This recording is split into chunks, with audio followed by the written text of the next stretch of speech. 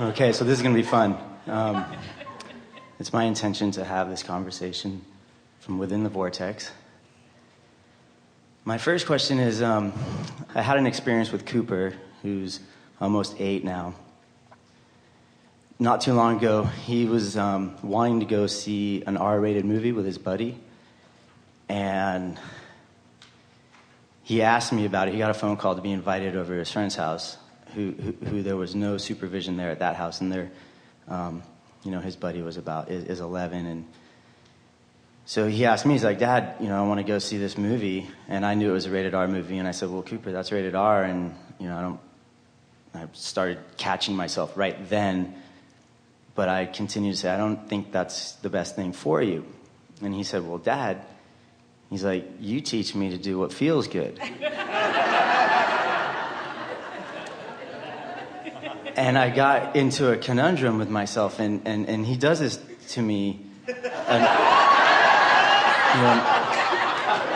Because he's my teacher, and I know that so well that I notice those moments. And so in that moment, I started reaching for something else, which was, well, there's no supervision there. Your friend's dad isn't home. Before you go further, we just want to stick something in that's very interesting, because what so many parents attempt to do is give life ratings also. In other words, this is an R-rated world you live in. Yeah. And so can you imagine saying to your children about life in general, well, that section of life is X-rated, and that section of life is R-rated, and that section of life is, and isn't that what people are attempting to do? Isn't that part of that impossible control? And we certainly understand that when someone takes a slice of life and amplifies it with music and visuals, that it's exaggerated in a way that might make you want to think about it. But the struggle that you're having in this is because you already understand that you cannot control the uncontrollable. It's really what we were leading up to in all the conversation that we've had here already today. When you teach your children, as Cooper is trying to teach you, to view things from inside the vortex, then they gravitate toward the things that are best for them. Right, and I try to hold that, and it was, I knew what the movie was, and it was, I knew why it was rated R, and it wasn't sexually explicit or anything like that. So, he's into swords and slaying, and in his way, which is a pretty sweet way, but. It felt off to me to agree that he could go over there to his buddy's house without supervision and watch this rated R movie. And it felt off to me to be telling him, no, he can't do that. This falls in the same category. Now, it'll be easy for you to hear. Abraham, I'm sad because my lover left. No, you're not. Abraham, I wasn't sad. My lover left, and now I'm sad. I'm sad because my lover left. We said, you're sad because you're not in the vortex, and you're using your lover leaving as your excuse. So now let's apply this here. Mm-hmm. Abraham, I feel uncomfortable about my son watching an R-rated movie. No, you don't. You feel uncomfortable because your son wanting to watch an R-rated movie amplifies your awareness that there are things out there that he might touch up against that you don't think would be good for him. So you are using your progressive thought that there is danger that you can't protect him from, thus the unsupervised part that you keep throwing in. Mm-hmm. There is danger that I can't protect him from, which is just the opposite of what the source within you knows. So, Abraham, I'm out of the vortex, and I'm using this as my current reason to not be in the vortex.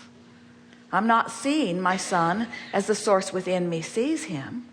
How does anyone ever come into awareness about what's best for them without teaching them about their own guidance system and then giving them the leeway to follow it? Source isn't rating life and only rooting for what man considers the best choices. In other words, your guidance system has so many different criterias than what you allow in your physical format. But let's just pretend for a moment that because that's what you want, that you figure it out, and you only ever allow your child to have G-rated experiences.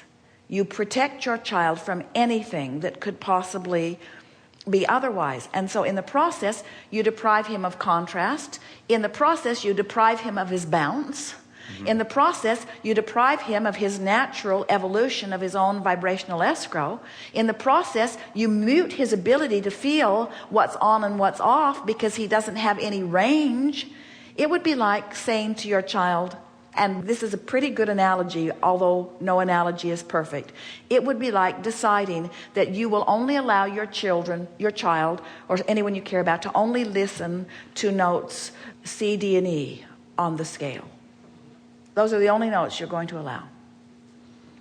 You've decided that those are the good notes and the other not. And we say, oh, how diminished they would be in their ability to explore the wonder and the beauty and the depth of music, you see. You just have to turn them loose and therefore give them the opportunity to feel. Esther talks about this quite frequently. She can remember the moment in time that she stepped out of the vortex for the very first time. She can remember where she was standing, Mrs. Horton's 4th grade class,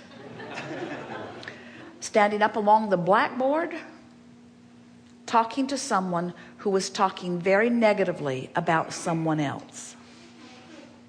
She can remember listening, pondering, agreeing, and adding to the conversation, and getting a knot in her stomach, the likes of which she had not ever felt before.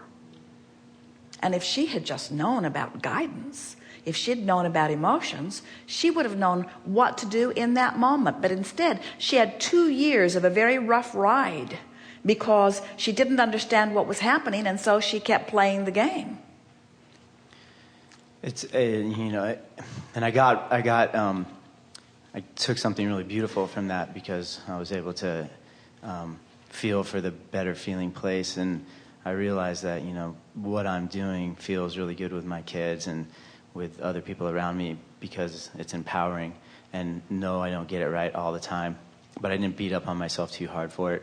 Good. What's usually at the heart of this initial confusion is we don't feel any confusion within you at all.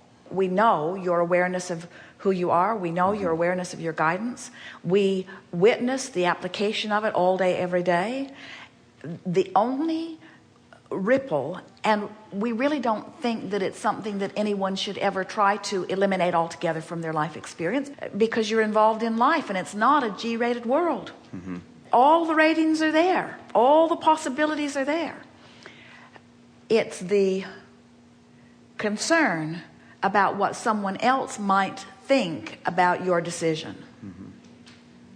In other words, if I allow this and therefore seemingly condone it, what might others think who have already decided that the right way of parenting is to limit possibilities?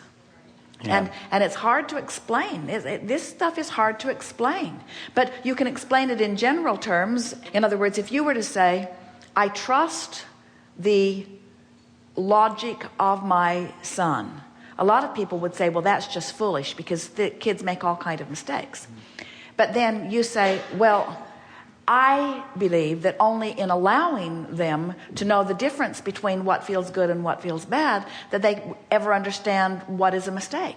I don't want my child to make his criteria for mistakes what I have assigned, because your children live in a different generation. Your children live with a different set of circumstances, you see. It's even interesting when you talk about R-rated that most people, and we get it, are more comfortable with their children seeing blood and gore than they are with them seeing sexuality.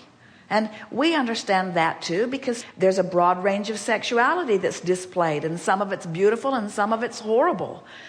Jerry laughs that he can tell just by the music and by how sensual the scene is when the axe murderer is going to enter.